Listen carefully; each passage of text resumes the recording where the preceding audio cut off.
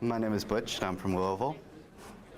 Well, currently I'm an Associate Director of Faith Formation for an Archdiocese.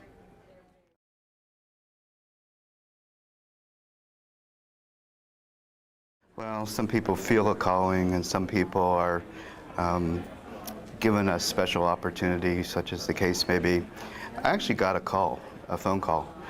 It was when I was graduating from college, a Jesuit university in the Midwest, and the head of the theology department called me the day before our commencement address.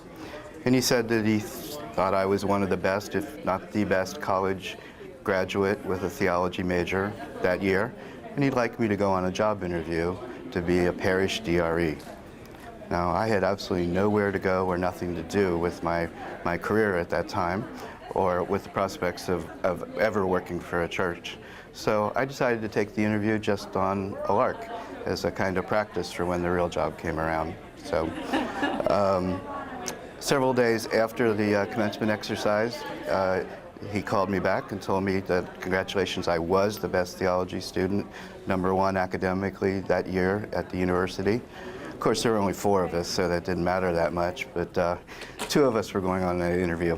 And about 2 weeks after the interview, they offered me the job. And how was it described to you? What was appealing about it? What was appealing about it was that it had a salary and it had benefits, and it was something that I could do constructively for a period of time until I got my real career, which was going to be a writer. So it also would give me an opportunity to have some evenings, some weekends, as I saw it, where I could actually write. Now, funny how things work out. I've actually published 8 books and 300 some articles and so forth, but they're certainly not on the topics I was considering.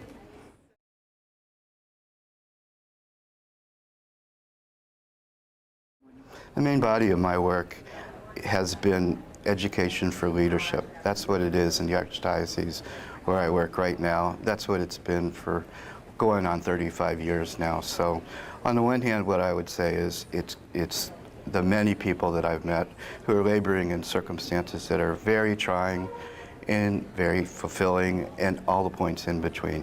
And without them, I would have never been able to sustain. Another way I answer that question is, in 2005, I was living in New Orleans, as was my wife and our family members, and we got caught up in that experience, devastating experience that people call Katrina, which caused us to relocate to Phoenix. And when we first got to Phoenix, we volunteered to work in Phoenix Coliseum, much like you might have seen with Houston Astrodome or some other setting. Thousands of devastated people on cots and places around us. And I befriended 2 boys while I was doing that volunteer work, George and Dwayne. And they were fine, except they had like chemical pneumonia from swallowing water and swimming into the Superdome and so forth. And I befriended a lot of other people. Dwayne and George were unique, though, that George moved out real quick. He and Dwayne were upset with each other about something that had happened in New Orleans. And they had told me from the word go that their whole family had been found across the United States, about 14 members, except their father. So what I learned, I guess, over those weeks, relearned, which I've tried to help sustain other people, is ministry is not a program. And that's what a lot of people think. It's a lifestyle. It's a vocation. And if someone else is discerning a call to ministry, that's one of the best things I can say. And I learned a lot in those 4 weeks with Dwayne, in that as the 4 weeks went by, we were trying to find out how to get him settled, how to get him back towards home or towards family. And I would always ask, how about your father? And he would just shake his head. And then the day before we were leaving the Phoenix Coliseum, we were going to all be put out. He said, by the way, Butch, we found our father.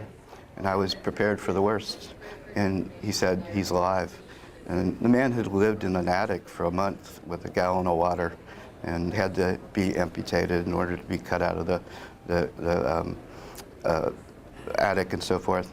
That's not the moral of the story. The moral of the story that I took from it was, to maintain and be with and be present to, and try to journey with people who are really suffering. No matter how that had turned out, it would have been a wonderful experience.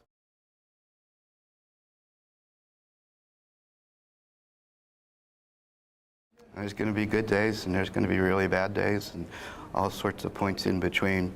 And what will sustain a person, I believe, what sustained me is what I think is right, what I believe, always choosing the right thing.